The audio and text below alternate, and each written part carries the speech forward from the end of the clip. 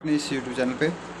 और पिछला जो है लगभग 2 वीडियो झारखंड के विविध का अच्छे से क्लियर किया गया है। ठीक है, अगर आप इस वीडियो पे आए हैं तो इससे पहले जो 2 वीडियो मैं डाल चुका हूँ, एक पहला कि झारखंड में प्रथम और दूसरा झारखंड में सबसे जो बड़ा है, ठीक है, छोटा है, जो एशिया में बड़ा है, उसे भी अच्छे से डिस्कस करके डाला गया। तो उन दोनों वीडियो को अवश्य देखिएगा जहाँ से क्वेश्चन पूछता है। और विविध एक ऐसा चैप्टर है जहाँ से क्वेश्चन आपको देखने को मिलेगा। इससे क्वेश्चन ना रहे ये हो ही नहीं सकता। ये बात को आप भी अच्छी तरह से जान रहे हैं, उसके बावजूद भी अगर आप नेगलेक्ट कीजिएगा तो फिर एग्ज़ाम में आपको दिक्कत होने वाली है। चलिए आज हम लोग डिस्कस करने वाले हैं प्रमुख स्थलों के उपनाम तथा नए नाम। कुछ ऐसे क्षेत्र होते हैं जिनके उपनाम होता है और कुछ ऐसे क्षेत्र होते हैं जिनके नाम में परिवर्तन कर दिया जाता है, तो उसे हम लोग कहते हैं नया नाम। तो झारखंड में कुछ नए नाम भी हैं और कुछ किसी का उपनाम भी है, तो हम लोग दोनों देखेंगे। तो आइए हम लोग देखते हैं सबसे पहला कि झारखंड का भारत का पिट्सबर्ग जो कहा जाता है, ये जमशेदपुर को कहा जाता है। लोहा का उत्पादन ज़्यादा होता है, ठीक है, यहाँ पे जमशेदपुर में। ठीक है, तो भारत का पिट्सबर्ग किसे कहा जाता है? जमशेदपुर। आपको ये बताना है कि जमशेदपुर किस जिला में अवस्थित है। भारत का अभ्रक राजधानी किसे कहा जाता है? तो भारत का जो अभ्रक राजधानी कहा जाता है वो कोडरमा है। बहुत बार पूछा गया क्वेश्चन है। भारत का अभ्रक राजधानी कोडरमा है। क्यों? क्योंकि यहीं पे एक अभ्रक निकलती है जिसे हम लोग कहते हैं रूबी किस्म की अभ्रक।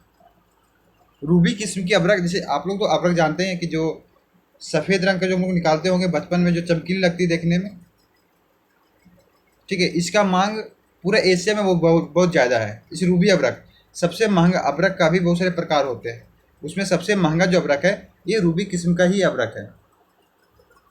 काफ़ी वाइट होता है जिसके कारण से पूरे एशिया में इसका मांग बहुत ज़्यादा होता है। और अभ्रक एक बहुत ही अच्छा कुचालक होता है। तो आप आयरन जो करते हैं उसके ऊपर भी आप देखते होंगे कि वो जो वाइट कलर का लगा हुआ है वो अभ्रक ही है। ये ऊष्मा का अच्छा जो है सुचालक भी है, जिस कारण से आयरन बहुत जल्द गर्म हो पाता है। और विद्युत का कुचालक है ये। ठीक है, तो रूबी किस्म का अभ्रक के कारण से जो है कोडरमा में ज़्यादा पाई जाती है, इसीलिए अभ्रक राजधानी कोडरमा का गया। अच्छा, अभ्रक का उत्पादन झारखंड में ज़्यादा होता है, लेकिन अभ्रक सबसे अधिक है कहाँ? तो आंध्र प्रदेश में। ठीक है, भारत का स्विट्जरलैंड किसे कहा जाता है? तो भारत का स्विट्जरलैंड कहा जाता है छोटा नागपुर को। भारत का स्विट्जरलैंड छोटा नागपुर को। आगे है भारत का रूर किसे कहा जाता है? तो भारत का रूर जो है छोटा नागपुर का पठार को कहा जाता है। रूर मतलब इसे तुलना किया गया है। रूर एक जगह है जर्मनी में शायद, ठीक है, जहाँ पे काफ़ी खनिज उत्पादन होता है। उसी टाइप से भारत में सबसे अधिक जो खनिज का उत्पादन होता है वो हमारा छोटा नागपुर का पठार है, जिसकी औसत ऊंचाई है कितना? 750 मीटर इसका औसत ऊंचाई है छोटा नागपुर का पठार का। इसे भारत का रूर कहा जाता है। भारत का स्विट्जरलैंड छोटा नागपुर को कहा जाता है। या तो भारत का रूर जो है झारखंड को या छोटा नागपुर के पठार को, जो भी ऑप्शन में रहे उसके अनुसार से आप सिलेक्ट कर लीजिएगा। आगे झारखंड का शिमला किसे कहा जाता है? तो रांची को। झारखंड का शिमला रांची को कहा जाता है। आगे है झारखंड का शेफील्ड किसे कहा जाता है? तो झारखंड का शेफील्ड कहा जाता है भेंडरा बोकारो को कहा जाता है। झारखंड का शेफील्ड भेंडरा बोकारो कहा जाता है। आगे देखते हैं।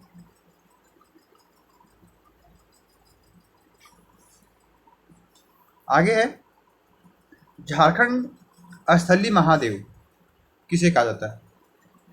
झारखंड स्थलीय महादेव किसे कहा जाता है?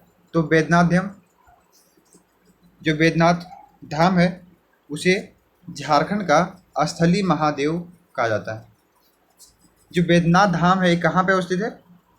देवघर में अवस्थित है बैद्यनाथ धाम।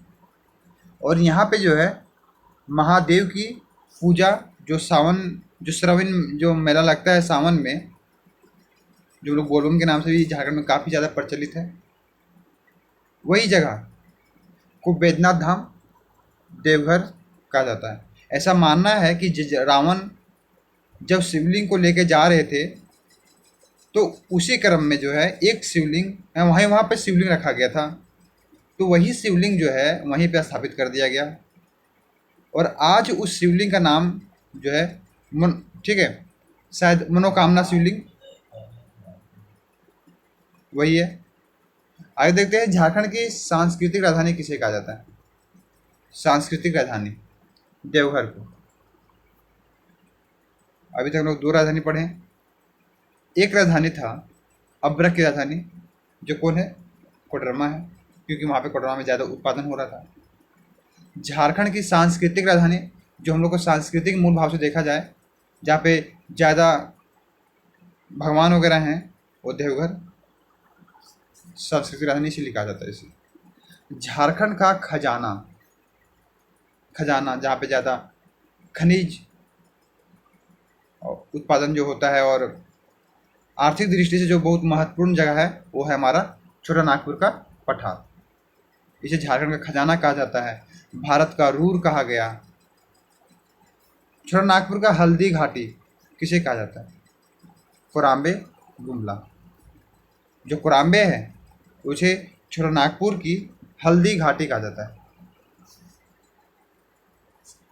छोटा नागपुर की रानी किसे कहा जाता है, तो छोटा नागपुर की रानी नेत्रहाट को कहा जाता है। नाम ही है रानी, और रानी का जो नेत्र होता है वो काफ़ी हॉट होता है। नेत्रहाट छोटा नागपुर की रानी नेत्रहाट। छोटा नागपुर का प्रवेश द्वार किसे कहा जाता है, तो चतरा सही उत्तर होगा। छोटा नागपुर का जो प्रवेश द्वार है वो कौन है, चतरा है। बंगाल की राजधानी किसे कहा जाता है, तो जो बंगाल की राजधानी है वो राजमहल। राजमहल से जो है हम लोग एंट्री कर सकते हैं अपना झारखंड में। तो बंगाल का राजधानी कौन है, राजमहल है। बंगाल का प्रवेश द्वार कौन सा है, तेलियागढ़ का किला,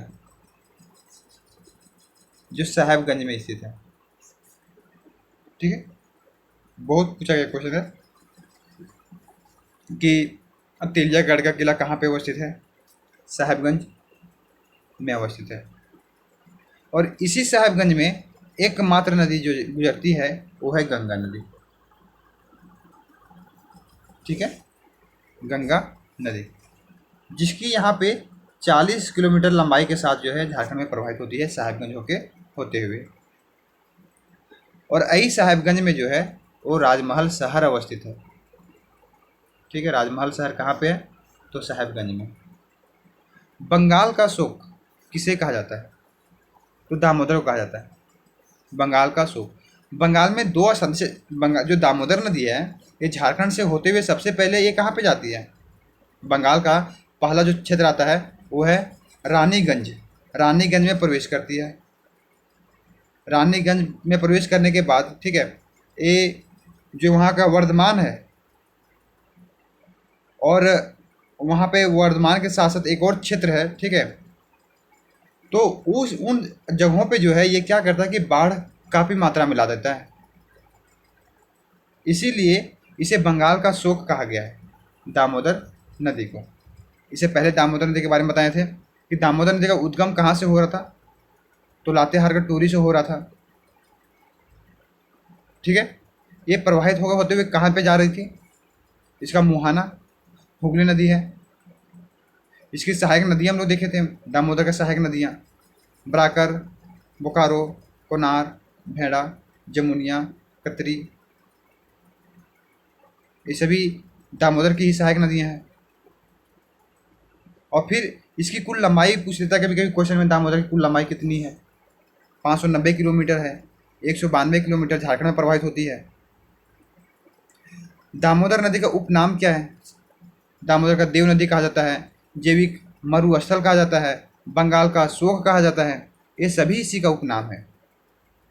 दामोदर का ये सबसे प्रदूषित नदी, मैंने पहले बताया था, इससे पहले का जो क्लास था उसमें दामोदर का जो है इसी को कहा जाता है, सबसे बड़ी है, सबसे चौड़ी है, सबसे प्रदूषित नदी है दामोदर नदी, क्योंकि कोयला को काटते हुए दामोदर नदी प्रवाहित होती है।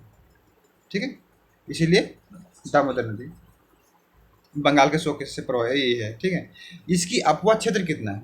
12,800 वर्ग किलोमीटर में प्रवाहित होती है, 12,800 किलोमीटर।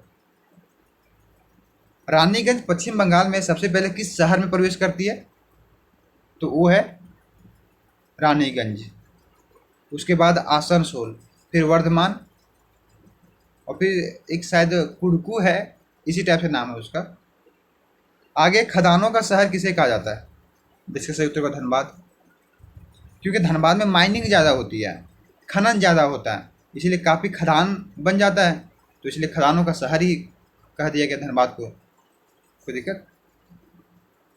मंदिरों के शहर किसे कहा गया है? मंदिरों का शहर, यहाँ लिखा है शहर, तो जब मंदिरों की शहर बोलेगा तो देवघर आएगा, यहाँ पे काफ़ी मंदिर है तो देवघर आएगा, मंदिरों का शहर देवघर। और दूसरा बार तो ये पूछेगा, पहला तो एक क्वेश्चन हो गया मंदिरों का शहर जो देवघर है, और दूसरा क्वेश्चन ये पूछेगा मंदिरों का गांव कौन सा है। तो जब मंदिरों का गांव पूछेगा तो उस टाइम उसका उत्तर मालूटी हो जाएगा, और मालूटी कहाँ पे है? दुमका में है। 250 मंदिर एक साथ पाया गया है, और 250 मंदिर के लिए 250 तालाब भी स्थित है मालूटी में। आगे देखते हैं।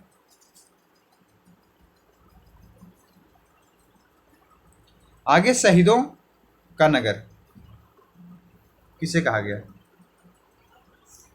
शहीदों का नगर, तो इसका सही उत्तर होगा रांची। हम लोग जानते हैं कि रांची के बहुत सारे जो आंदोलनकारी रहे हैं वो शहीद हुए हैं, इसीलिए शहीदों को, और बहुत सारे वहाँ पे फांसी भी दिया गया है, प्लस जिला स्कूल, ये सब जगह, बहुत सारी जगहों पे वहाँ पे दिया गया है। ठीक है, तो शहीदों का नगर जो है वो हमारा रांची हो जाएगा। रांची राजधानी भी है झारखंड की। अच्छा, रांची झारखंड की राजधानी है, लेकिन प्रस्तावित 3 जगह पे और राजधानी को कर दिया गया है। प्रस्तावित राजधानी अभी 3 है, एक गिरिडीह है, ठीक है, एक चतरा है, और एक दक्षिण की ओर है, जो कि अभी मेरे माइंड में आ नहीं रहा है। तो 3 राजधानी ऐसे जो अभी प्रस्तावित हैं, और बाकी जो मुख्य राजधानी है वो रांची है। हजार बागों का शहर किसे कहा जाता है? हजार बागों, हजारीबाग में बहुत सारे आपको गार्डन नज़र आएंगे, बाग नज़र आएंगे, इसीलिए इसका नाम ही रख दिया गया है हजार बागों का शहर, हजारीबाग। झरनों का शहर किसे कहा गया है? रांची को। देखो, झरना का निर्माण इसीलिए रांची में ज़्यादा होता है कि ये जब उधर हिमालय का उत्थान जब तीसरा में चरण में हुआ था, उस समय यहाँ पे रांची पठार का उत्थान हुआ, तो इसकी ऊंचाई ज़्यादा हुई नहीं, और जब ज़्यादा हुई नहीं तो जो नदियाँ यहाँ से प्रवाहित हो रही थी वो गिरना, साइड से गिरना स्टार्ट हुआ, और जब नदी तो ऊपर से गिर रही है नीचे, और रांची ऐसा क्षेत्र है जहाँ पे ज़्यादा झरना का निर्माण हो रही है, इसीलिए झरनों का शहर जो है वो रांची कहलाता है। इसकी औसत ऊंचाई पूछ लेता है क्वेश्चन में, 600 मीटर, रांची का भी और हजारीबाग का भी। मंदिरों का गांव, इसे पहले मैंने आपको बताया कि ये मालूटी स्थित कहाँ है? दुमका में है। हल्दी घाटी मंदिर कहाँ पे? वासुदेव राय मंदिर। अभी हल्दी घाटी किसे कहा जाते हैं? कोराम्बे गुमला को, लेकिन यह हल्दी घाटी मंदिर, तो वहाँ तो गुमला था ही, तो गुमला से आप तो यहाँ पे कैच कर लीजिएगा कि ये तो गुमला में है, और हल्दी घाटी मंदिर कहा जाता है वासुदेव मंदिर को। वासुदेव मंदिर है कहाँ? गुमला में स्थित है। ठीक है, हल्दी घाटी मंदिर वासुदेव गुमला। पत्थर पर लिखी कविता किसे कहा जाता है? तो सूर्य मंदिर जो बुंडू में है रांची के, सूर्य मंदिर, उसे कहा जाता है पत्थर पर लिखी कविता। कारखानों का शहर किसे कहा जाता है? जहाँ पे ज़्यादा कारखाना है तो जमशेदपुर है। जमशेदपुर में बहुत कारखाना को नजर आएगा, वहाँ पे इस्पात का कारखाना वहीं पे है, इस्पात का तो बहुत सारे कारखाना वहाँ पे है जमशेदपुर में, लोहा, और बहुत सारे वहाँ पे जो होता है धातुई खनिजें वो अब पाई जाती है जमशेदपुर में ज़्यादा, इसीलिए वहाँ पे ज़्यादा कारखाना का निर्माण लगातार हो रही है। आगे देखते हैं। आगे है कि गांव में बसा शहर कौन सा है। गांव में बसा शहर तो मैक्सकुलीगंज। एक गांव में एक बसा हुआ शहर के जैसा लगता है, मैक्सकुलीगंज। स्पेशल अंग्रेजों जो एंग्लो इंडियन है वो मैक्सकुलीगंज में ज़्यादा रहते हैं। वहीं से जो है मैक्सकुलीगंज से ही एक एंग्लो इंडियन का चुनाव हो रहा था अपना विधानसभा में, जिसको जो है अब जो मनोनीत हो रहे थे उसको भी हटा दिया गया। अब केवल निर्वाचित होते हैं 81 सदस्य। पहले 81+1 हो रहे थे, एक को हटा दिया गया है। विश्व का एकमात्र एंग्लो इंडियन ग्राम कौन सा है। मैक्सकुलीगंज है। पूरा विश्व में एकलौता यही ग्राम है जहाँ पे अंग्रेज रहते हैं। ठीक है, मैक्सकुलीगंज पूरा विश्व में है। कारखानों का कारखाना किसे कहा जाता है। Factories of factory, HEC। ठीक है, HEC को कहा जाता है। हैवी इलेक्ट्रिक कॉरपोरेशन एक कारखानों का कारखाना है, बड़ा एरिया में फैला हुआ कारखाना। इस्पात नगरी किसे कहा जाता है। जमशेदपुर को, इससे पहले भी हम लोग पढ़ चुके हैं इस क्वेश्चन को, और क्वेश्चन बार बार रिपीट हो रहा है। ठीक है, इस्पात नगरी जमशेदपुर को कहा जाता है। अब्रक नगरी अभी हम लोग पढ़े, अब्रक राजधानी कहाँ है, कोडरमा है, तो अब्रक नगरी भी किसे कहेंगे, कोडरमा को ही कहेंगे। कोयला नगरी कहाँ पे कोयला का उत्पादन ज़्यादा होता है, धनबाद में। धनबाद में एक जगह है झरिया, जहाँ पर कोयला का सबसे पहले बार खनन किया गया था, और आधुनिक लोहा का भी तैयार किया जा रहा है धनबाद में। झारखंड की कोयला राजधानी कहाँ पे है, तो जहाँ पे कोयला का ज़्यादा उत्पादन होगा राजधानी तो वही बनेगा, तो इसका उत्तर होगा धनबाद। कोयला राजधानी धनबाद है। सांस्कृतिक राजधानी देवघर है। अब्रक राजधानी कोडरमा है। खेल नगरी किसे कहा जाता है, जमशेदपुर। खेलो तो जमकर खेलो, जमशेदपुर। मोटरिस्ट पैराडाइज, सबसे अधिक मोटर जहाँ पे चलती है उसे कहा जाता है मोटरिस्ट पैराडाइज, वो हमारा रांची है। रांची में मोटर कार ज़्यादा चलती है, इसलिए रांची इसका हो गया। पंडो पुजारियों की नगरी, जहाँ पे पंडे पुजारी ज़्यादा रहते हैं, वो है वासुकीनाथ। वासुकीनाथ मंदिर में पंडे पुजारी ज़्यादा रहते हैं, और वासुकीनाथ मंदिर है कहाँ, दुमका में स्थित है। वासुकीनाथ मंदिर दुमका में है। आगे देखते हैं। 700 पहाड़ियों का क्षेत्र किसे कहा जाता है, सारंडा का। जो सारंडा वन है इसे 700 पहाड़ियों का क्षेत्र कहा जाता है। मैंने इसे पहले वीडियो में जस्ट बताया था ये बात को कि 700 पहाड़ियों का क्षेत्र जो है सारंडा को कहा जाता है।